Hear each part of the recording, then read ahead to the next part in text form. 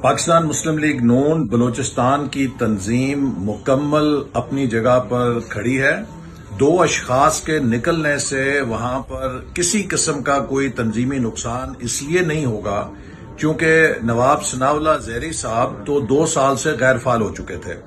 اور وہ پارٹی کے سامنے خود شرمندہ تھے کہ وہ اپنی صوبائی حکومت کا دفاع نہیں کر سکے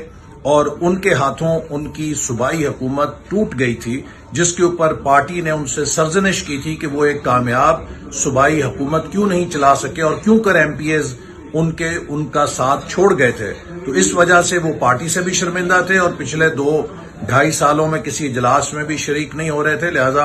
اگر انہوں نے پارٹی کو چھوڑا ہے تو یہ ان کا ذاتی فیصلہ ہے۔ اور آج جنرل قادر بلوچ اور ثناء اللہ زہری صاحب نے یہ بات سب کے سامنے رکھ دی ہے کہ اصل جھگڑا اور اصل تکلیف دونوں کو نواب ثناء اللہ زہری کے کوئٹہ کے جلسے میں سٹیج پر کرسی نہ ملنے پر تھی۔ تو جو مسلم لیگ نون اس وقت تحریک چلا رہی ہے وہ کسی ایک نواب یا سردار کی سٹیج پر کرسی سے بڑی تحریک ہے۔ یہ پاکستان میں آئین کی بالادستی کی تحریک ہے، یہ پی ڈی ایم کے اتحاد کی تحریک ہے، جس میں تمام جمہوری قوتوں کو ساتھ لے کر چلنا ہمارا مشن ہے۔ لہذا محض ایک سٹیج پہ کرسی کو بہانہ بنا کے اگر کوئی اپنی راہیں جدا کرتا ہے، یہ اس کا اپنا فیصلہ ہے، اس کی